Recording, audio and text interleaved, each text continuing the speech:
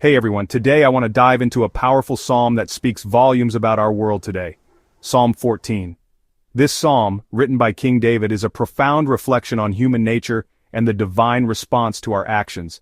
The fool says in his heart, "There is no God." This statement is not just a casual remark, it's a deep-seated belief that influences every aspect of a person's life. Now, why does the Bible call this person a fool? It's not merely an insult, but a description of someone who has turned away from wisdom and understanding. In Catholic teaching, denying God isn't just a wrong idea, it's dangerous. It cuts us off from the source of all truth and goodness. It leads to moral collapse and spiritual blindness. When we reject God, we lose our moral compass and our sense of right and wrong becomes distorted. Looking around today, it might feel like there's a lot of truth to this. We see confusion, chaos, and a lack of direction in many aspects of society. The psalm continues, "There is none that does good." This might sound harsh, but it's a reflection on the human condition without divine guidance. This isn't saying that no one ever does good things, but rather, it reflects the universal need for grace. Our good deeds are often tainted by selfish motives or incomplete understanding. It's an echo of Romans 3:10, which reminds us that all have sinned and fall short of the glory of God. When we deny God, we deny the source of all goodness, and we see the widespread sinfulness that follows. This denial leads to a breakdown in relationships, communities, and even within ourselves. But here's the beautiful part. Despite our failings, God does not abandon us. The Lord looks down to see if any understand, if any seek God. This shows God's active involvement in our lives, His desire for us to turn back to Him.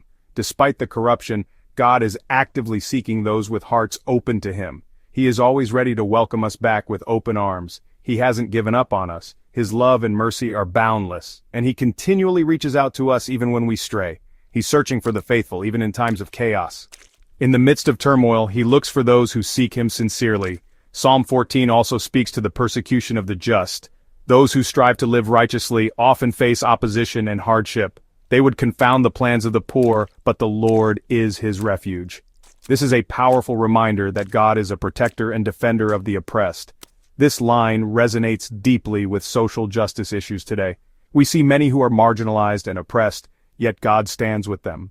The poor and faithful may be downtrodden, but God is their refuge. He offers them hope and strength to endure their trials. He offers special care and protection to those who suffer. His compassion is a beacon of light in their darkest moments. And finally, we have a message of hope. The psalm ends with a prophetic vision of salvation. Oh, that salvation for Israel would come out of Zion.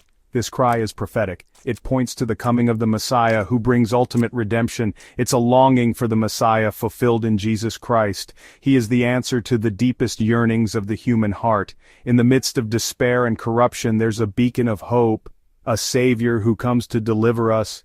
Jesus is that light in the darkness. So what does Psalm 14 teach us? It teaches us about the consequences of turning away from God and the hope that remains when we turn back to Him. It reminds us that without God, the world falls into confusion and injustice, but with God, there is clarity, justice, and hope. Yet God is still looking for the faithful, still offering hope and salvation through Jesus Christ. His love is unwavering, and His promise is eternal. Let's take this to heart. Let's remember that we are called to be His witnesses in the world. Instead of turning away from God, let's seek Him with all our hearts. Let's strive to live in His truth and love. In doing so, we become beacons of His love and justice in a world that desperately needs it. We can make a difference by living out our faith. Thanks for watching, and God bless. May you find strength and hope in His Word.